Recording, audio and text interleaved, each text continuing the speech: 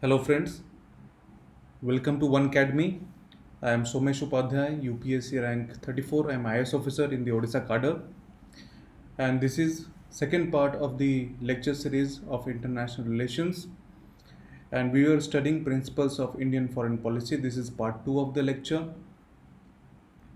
In this particular lecture, we'll understand the Panchsheel principle of Indian foreign policy, which was given by Jawaharlal Nehru.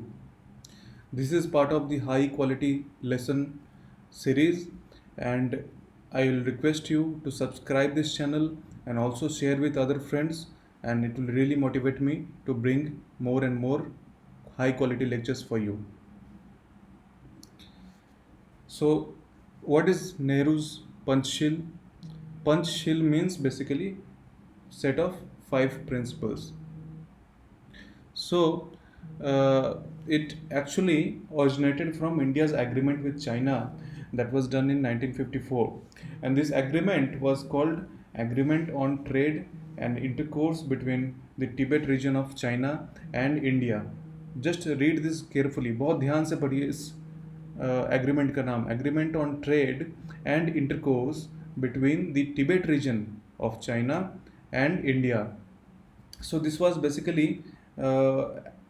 basically agreement by China to let India recognize Tibet as part of China, and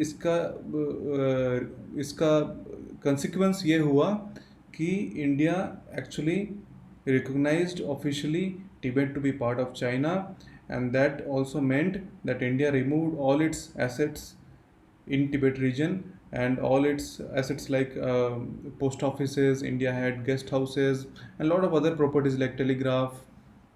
So all this has to be removed. One of the key successes of this Nehru's Panchsheel was that it was also adopted by non-aligned movement, and it was so magnanimous, it was so large-hearted. These principles were so idealistic that it were all these 5 principles were accepted by most of the countries and even the United Nations, and this was the success of the Nehru's Panchsheel. So let us understand what was the Panchsheel and what were the five principles of Panchsheel. Number 1 is mutual respect for territorial integrity and sovereignty. इसका मतलब क्या है कि I will respect that your territorial integrity means your boundary. If you claim certain part to be your part of your country, certain areas, I will respect that. Similarly, you will have to respect that whatever area I claim to be under my sovereignty, under my control, you have to respect that fact. Again, sovereignty. What does sovereignty means?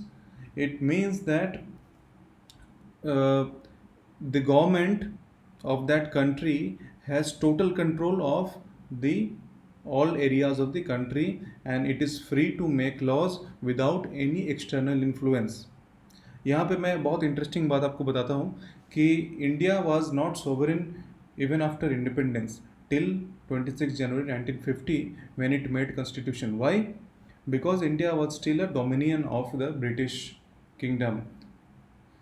So you see, we had governor generals, initially Lord Mountbatten, and then we had C. Rajagopalachari.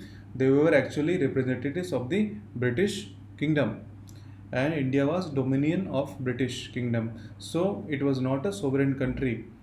But after the promulgation of the constitution on 26th January 1950, India became a sovereign country. Second principle was mutual non aggression. इसका मतलब है कोई एक दूसरे के territory पे aggression नहीं दिखाएगा. They will not engage in fight, they will not trespass each others boundary. So this was the second principle. The third principle is mutual non interference in internal affairs.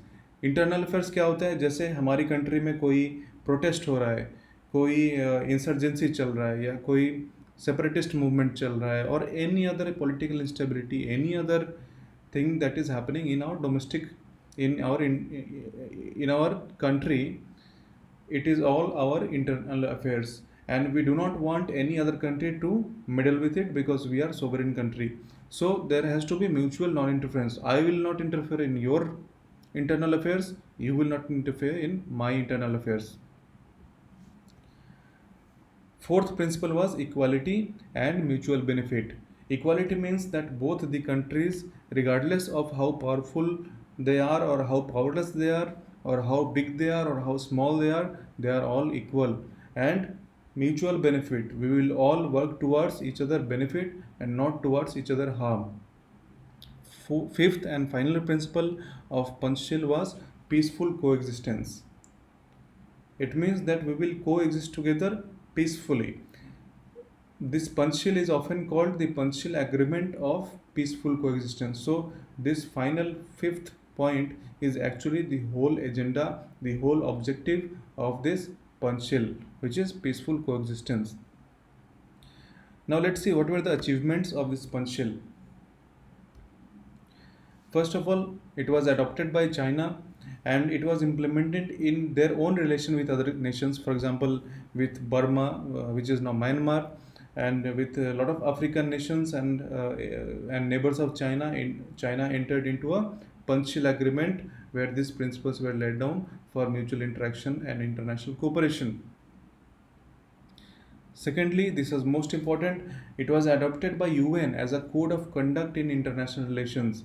This is such a huge honor for us that a set of five principles given by our Prime Minister was adopted by UN as ideal code of conduct for relations between different countries.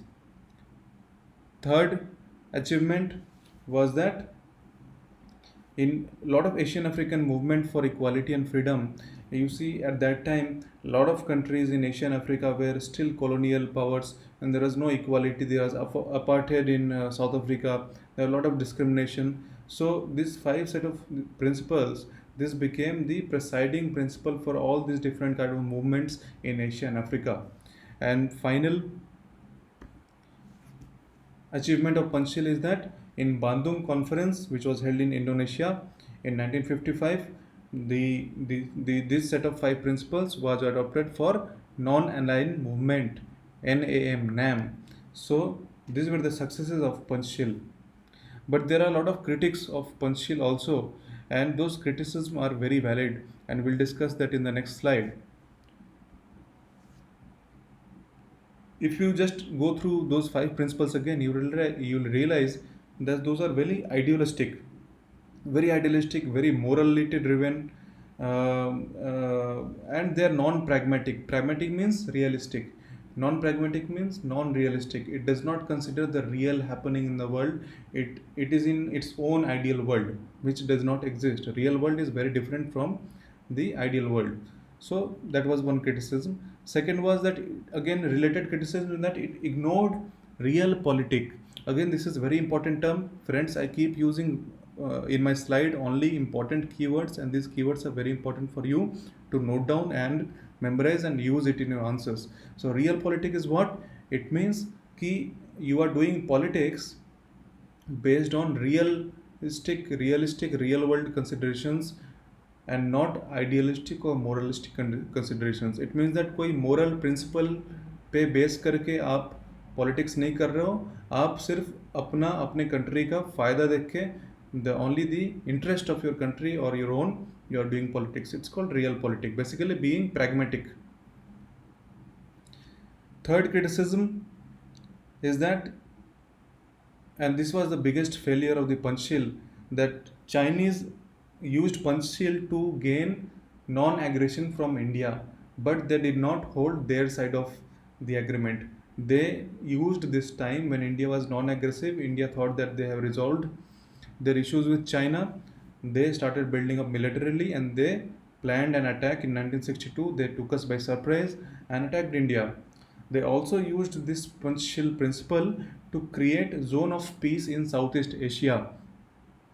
Remember, this is the time in 1955, 54, 55, and your Korean War has already happened where China and USSR, all this communist bloc has come against the capitalist bloc of USA.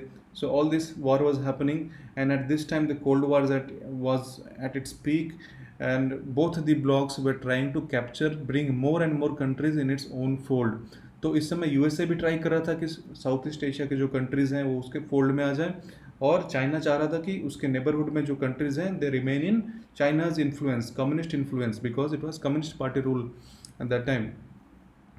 So China very cleverly used this Panchshil principle and entered into agreement with different countries like Vietnam, Cambodia, Laos to bargain peace and create a zone of peace in Southeast Asia so that the capitalist bloc does not get entry. And last criticism of Panchshil is that India's goal of peaceful borders were not achieved.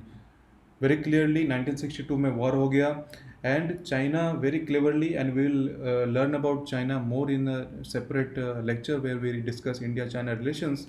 Very cleverly they not only attacked on the Aksai Chin area and captured it, they falsely, with a fake propaganda they created to claim Arunachal. Their claim on Arunachal Pradesh was only to bargain it for Aksai Chin. There was no other claim before that. So that peaceful borders were not achieved. We faced a lot of incursion from China, and even a lot of skirmishes. Even now, you see the Doklam thing happening, the Demchok